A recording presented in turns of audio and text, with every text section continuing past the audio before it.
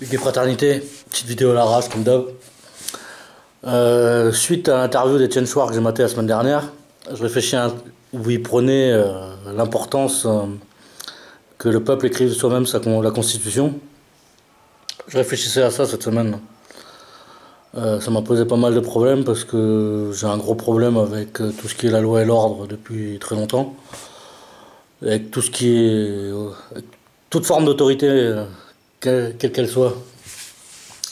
Du coup, ça m'a pris un peu de temps pour savoir si oui ou non j'étais prêt à obéir à des lois. Et j'ai toujours pas eu de réponse. En tout cas, je me suis rendu compte que j'obéissais à des lois, même si c'est les miennes. Il y a des choses que je fais, il y a des lois inscrites dans ma tête auxquelles je déroge jamais. Mais en tout cas, si gouvernement il y a, je ne suis pas convaincu de l'utilité d'un gouvernement, mais si gouvernement il y a, je pense que c'est assez utile qu'on écrive nous-mêmes la Constitution. Qu'on écrive nous-mêmes les lois qui dirigent le gouvernement. Parce que c'est trop de pouvoir, et qu'il n'y a pas de loi pour le diriger, c'est la merde.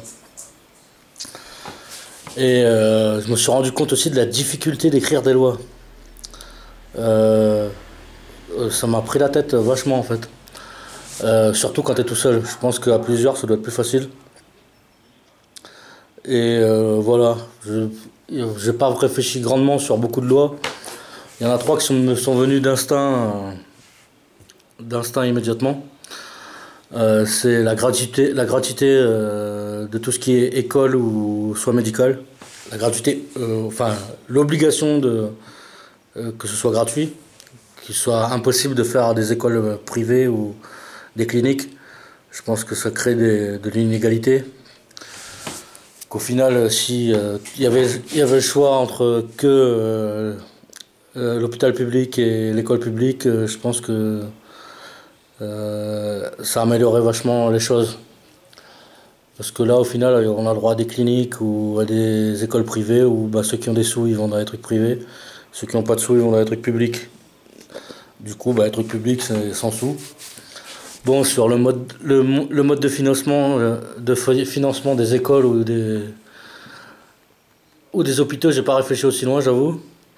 Après, il y a une autre loi aussi qui m'est venue assez directement, mais je crois que ça, c'est la grosse influence communiste qu'il y a dans mon crâne, surtout avec les derniers livres que j'ai lus dernièrement, Marx et Lénine, sur que les moyens de production et de distribution appartiennent au peuple, soient gérés et appartiennent au peuple. Après, j'ai pas réfléchi à tous les moyens de production, mais il y en a trois qui me paraissent obligatoires, c'est-à-dire tout ce qui est soins et médicaments, que ce soit géré et que ça appartienne au peuple. Je trouve ça tout à fait normal, que ça évite des gens qui s'engraissent sur la santé des gens. Tout ce qui est militaire aussi, que ce soit la fabrication ou la vente d'armes, je trouve pas ça logique que ce soit des privés qui s'engraissent là-dessus en provoquant des guerres à droite à gauche.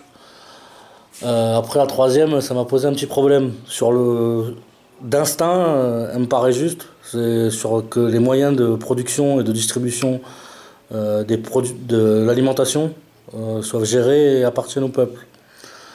Ça m'a posé un petit problème parce que au final, quand tu écris des lois, tu réfléchis aux implications qu'elles ont ces lois.